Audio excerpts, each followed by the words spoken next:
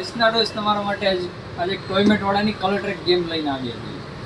આમાં કરવાનું એવી રીતે આવી રીતે ટ્રે આવશે.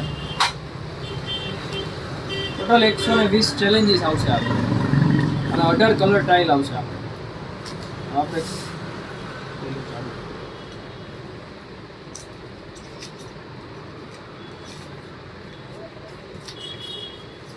આવી રીતે 120 ચેલેન્જીસ આવશે.